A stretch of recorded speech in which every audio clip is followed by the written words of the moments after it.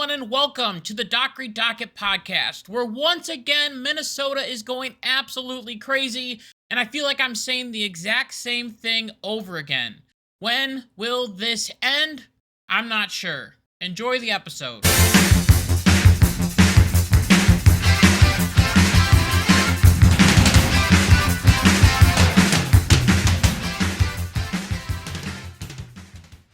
So as I already said in my episode titled Minnesota Burning, the killing of anyone in this political sphere is terrible and tragic, no matter who you are, whether you're on the left, right, red, green, brown, black, whatever you are. It is wrong and it is terrible. Also, I said in my last video that we need law and order, and maybe some of these people that have gone absolutely crazy on the street need some mental health therapy. And then I made a prediction. If we don't get law and order right now, then we will see more people dying in the streets, whether that be ICE or regular protesters. Well, that prediction came true this week as a man was shot and killed by an ICE agent as they were trying to make an arrest. This story has honestly been making my head go crazy ever since it came out. Because just like with the Renee Good shooting, a lot of people are saying, well, no, you have to look at it this way. No, you have to look at this angle. No, you have to see it this way. And there's so many videos and information coming around that you almost have to stop, look back and say, what is actually happening in this situation? So, from the video, it looks like ICE was trying to arrest a woman, and apparently she got shoved. Now, I'm not really sure why this woman was shoved. I'm not sure if she was a protester or someone that they were trying to arrest. I'm not sure what her story is. Fuck you, asshole! Don't fucking touch me!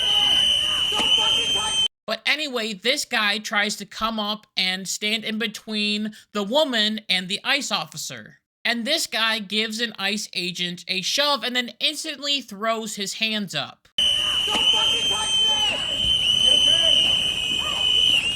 Then ICE tries to arrest this guy, spraying him with pepper spray and trying to get him to comply. And this is where the chaos ensues, as there's a wrestling match between the officers and the protester.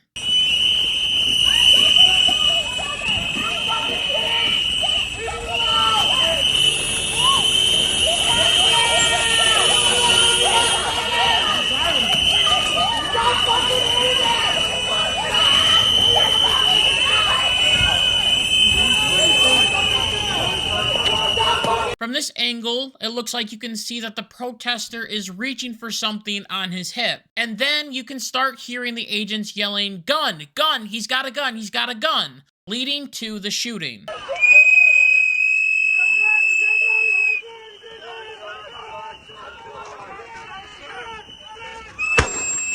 As a shot goes off, and the question is, whose shot was it? Was it an ICE agent's shot, or was it the protester's shot? Either way, the ICE agents got spooked by this shot and feared for their lives, leading to this shooting. Now, what if I told you that this shooting may have not been the officer's fault and also not the protester's fault, but actually it's the gun's fault?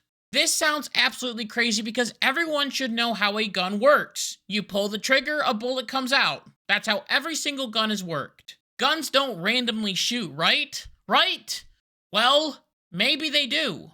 As the gun that the protester was using was called a Sig Sauer P320, which is notorious for randomly going off, which adds a whole new spin to this story. There are plenty of articles talking about this gun, as the Washington Post wrote that the Air Force limits use of popular handgun after deadly situation because an airman was accidentally killed in Wyoming. CBS News claimed that a Texas officer was injured by a holstered Sig Sauer P320. The company has gotten sued by many states because their guns randomly go off, and that is extremely dangerous and can be deadly. Then there's this video of this guy demonstrating how this gun can randomly go off on its own.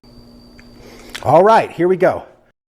Again, we are roughly, as we saw on the tabletop, I'm guessing we're roughly a millimeter to less than a millimeter of engagement on that trigger. And let's see if we can get it to go off again. All that guy did was squeeze the top of the gun and boom, it went off. Now, the real evidence comes from the video of the confrontation itself. This video shows a guy running away with a gun. More than likely, that is the protester's gun that the ICE agents got off of him. And as he is running, you can clearly see the gun go off.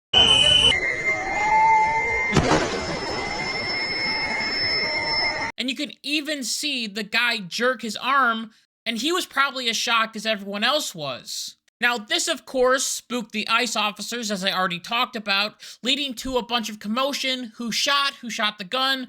Maybe it was the protester. It must have been the protester, leading to them shooting him and killing him, thinking that he had a gun on him. And also, all of this could have been avoided by the guy not attacking ICE agents, and also all of these protesters trying to attack ICE agents, trying to impede on what they are trying to do.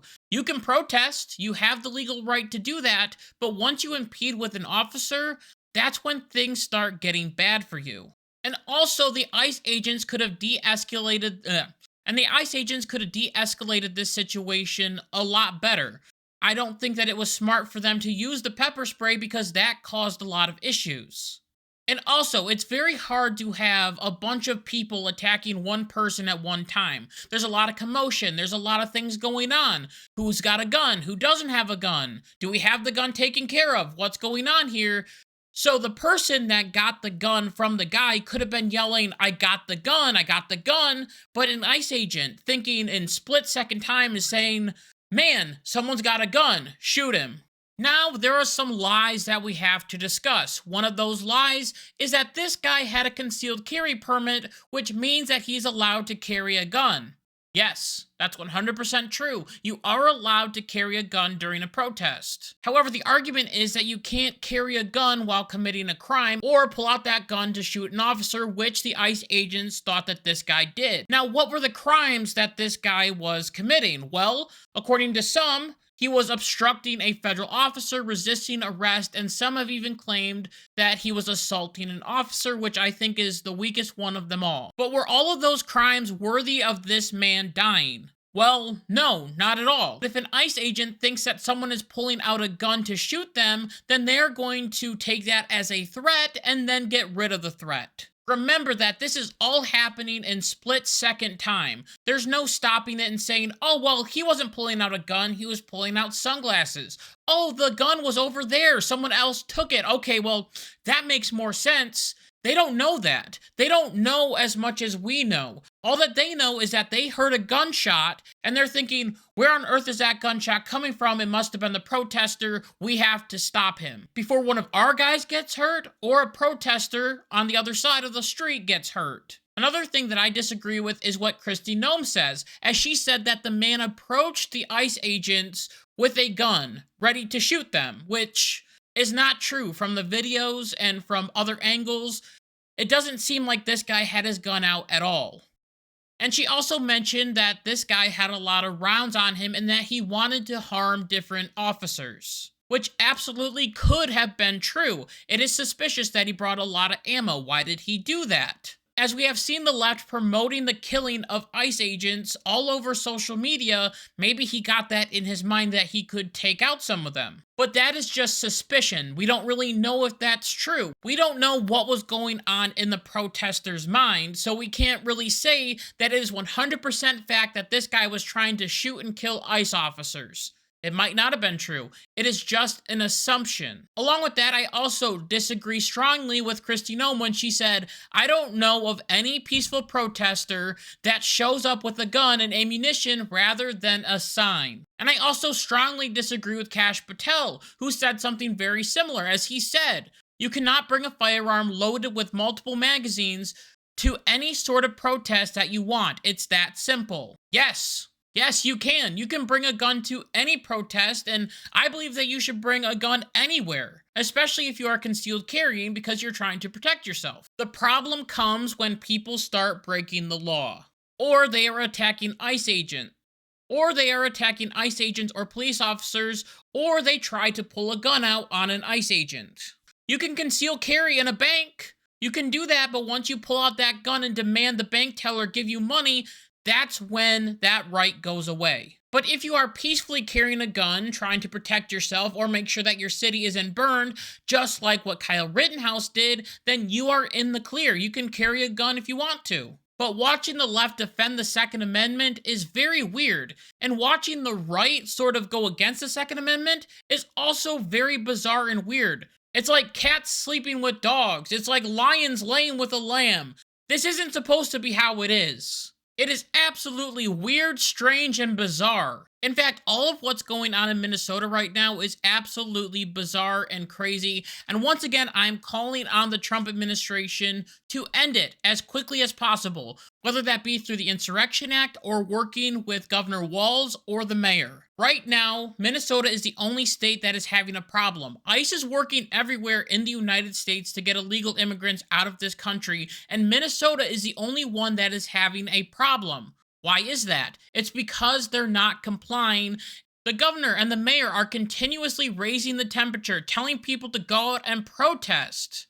And they are doing this because I believe that Tim Walz and also the mayor are so corrupt that they have to keep the protests going to look away from the Somali fraud that has been going on in Minnesota, or just the fraud in general. This is wrong and it needs to be stopped. And I know many others, don't want to see killings on the street. We don't want to see people dying, either ICE agents or protesters. We also don't want to see people online calling for violence on innocent people. What we, the people, want is peace. 100% peace and the situation to end. And we can do that if we take the right steps to end this situation peacefully. And with that, I just want to thank you so much for listening to this episode of the Dockery Docket. And until next time, like my mom always says, be good, be kind, be loving, goodbye.